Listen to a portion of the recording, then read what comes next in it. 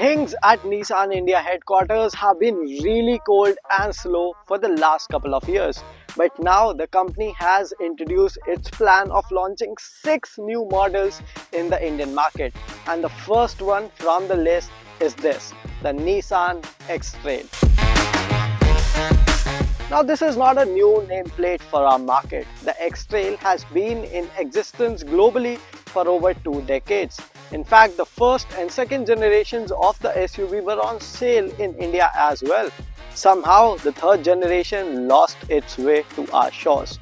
But the fourth one has finally made it. But how good is it? Is it still the OG X-Trail that we saw years back? And does it have the potential to go against the likes of the Hyundai Tucson, the Volkswagen Tiguan and more? Well, let's find that out in this video. Now without any further ado, let's kick things off. But before that, if you haven't subscribed to our YouTube channel, do that right now. Click on the bell icon to stay notified for all our future uploads. Visually, the X-Trail is an interesting package. Well, it looks bold. This bonnet is high set and it has that commanding road presence. And talking of design elements, what you're getting is this signature V-shaped chrome-lined Nissan grille. Along with that, there is the split-type headlamp architecture, which houses your low and high beams here, and LED DRLs with turn indicators on the top. It certainly misses out on fog lamp, but what you're getting around the scuff plate is active aero inlets. And with all these active aerodynamics, Nissan has intensified that it gets a drag coefficient of 0.311, which is insane nonetheless. If I talk of dimensions, this is roughly 4.7 meters long, 1.8 meters wide and 1.7 meters tall. The wheelbase too is quite long at 2.7 meters. Around the sides, and what will catch your attention are these 20-inch wheels. They look a little too large on a car of this size. In fact, this silhouette is very butch, very boxy and ticks all the boxes to be an SUV. The ground clearance here is 210 mm, which is not short or small by any means. Now around the rear, what you get is a smoke treatment for the tail lamps, and they are LED units, but some elements of it are halogens. Also, this scuff plate is very prominent on this rather chunky looking bumper. The overall theme is upright but equally elegant, and also you get these spoilers over here so that there's not a lot of wind noise inside the cabin, and they also keep a check on the drag coefficient. Step inside the Nissan X-Trail and you'll be quick at realizing that this is a premium space but misses out on important features. To start with, the dashboard is trimmed with leather, and so is the case with the steering wheel and door panel trims. But the seats, they are done in fabric. They do not come with ventilation function either. Also, they are not power adjustable. You'll have to adjust them manually. The steering wheel is also adjustable for rake and reach, but it's a manual adjustment nevertheless. What you also get are steering mounted pedal shifters, a 12.3-inch instrument cluster which is crisp and full of information. On the flip side, the touchscreen infotainment system is small at 8 inches, and it also comes with wired Android Auto and Apple CarPlay compatibility. No wireless connectivity here. Wireless phone charger is available, and along with that you're also getting a Type-C and Type-A USB ports. Now this center console also looks neat with this D mode toggle switch for your drive mode selector and a shift by wire transmission lever. And to keep Indians happy, Nissan is also offering a dual pane sunroof on the X-Trail. To get inside the second row of X-Trail, the job is very easy. And why so? Because you're getting 85-degree opening for the doors. Now talking of space, well, the front seat is set to my driving position, and for reference, I'm 5 feet 6 inches tall.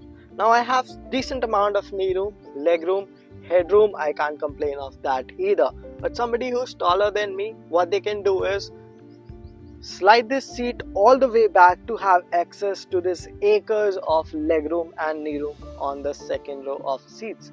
Also, talking of creature comfort, you get these AC vents along with two fast charging USB ports. One is Type A and the other one is Type See, now this seat, it comes with 20-40-40 split function. So if you want an armrest, all you got to do is this, and your access to this wide armrest with 2 cup holders and a smartphone holder.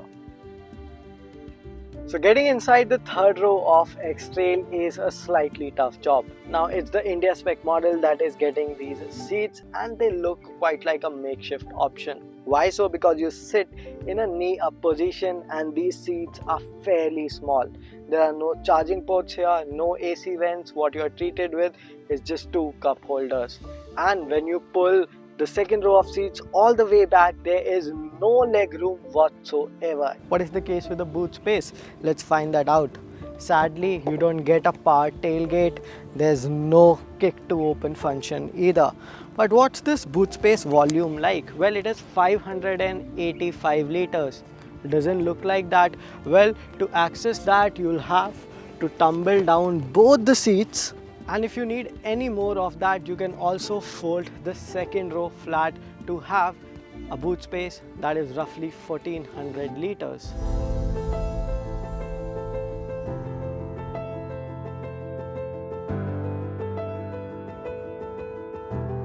Well, it's time to get going and tell you folks how good the Nissan X-Trail is to drive. What you're getting here under the bonnet is a 1.5 litre turbo petrol engine. Nissan claims it's a variable compression turbo that puts out 163 horses against 300 Newton meters of max torque. Now this variable compression is a thing that Nissan claims that the engine can support different compression ratios right from 8:1 to 14:1. Now if we take Hyundai and Volkswagen's 1.5 litre turbo petrol motors, they have a fixed compression ratio of 10.5:1. Now Nissan also claims that this CVT is very refined and will not offer any kind of rubber band effect. I'm happy to report that the rubber band effect on this CVT is much lesser than the other CVTs that we have driven, but certainly in cheaper cars. This one has rubber band effect, but in a much controlled fashion. Moving down to the suspension, the system is very progressive. You're driving fast even at triple-digit cruising speeds. The car remains comfortable and silent, and you can still split lanes. When you're on bad roads, even doing speeds northwards of 50 kmph is not a deal breaker. There are no solid thirds that intrude into the cabin, and thus the X-Trail can accept all the potholes, ripples, suspension joints and bad roads as well. As for the steering feel and feedback, it is quite rich and direct, and I can say that the handling is super predictable. Even with the 20-inch rims that ride on 255/45 section tires, the ride and handling on the X-Trail is really good. And the one reason you would want to buy this car would actually be its ride and dynamic behavior. The brakes, they are progressive and they will never give you a heart in the mouth moment. A 12-volt MyHybrid system also runs on this car that will help you out with the start-stop system. Now that is designed to gain better fuel efficiency numbers. As regards for NVH levels, there are some vibrations during idling, but once you pick up the pace, all of them go away. But there is one big gripe that I have. While the first generation X-Trail and the second generation X-Trail did come with a 4-wheel drive system in the Indian market, this one only comes with a front wheel drive setup, but it does get an LSD. So what that means, you can do soft roading, putting to use the 215 millimeters of ground clearance, but no hardcore stuff. Now another great thing about the X-Trail is its wheelbase of over 2.7 meters. While it increases a lot of space on the inside, and that coupled with comfortable seats, the wheelbase also helps in giving this car some added stability. The CVT might disappoint you a little, but the engine with its peak power output of 163 horses and 300 Newton meters would not do so.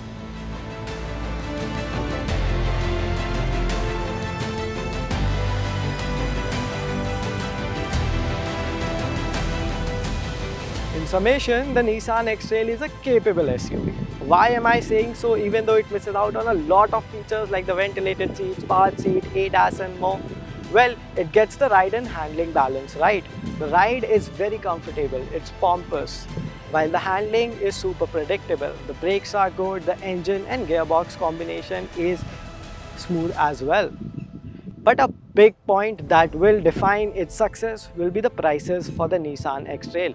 And as we are shooting this video, the prices are not yet announced. I am expecting an ex-showroom price of around Rs 25 lakh for the X-Trail, considering the feature list it misses out on.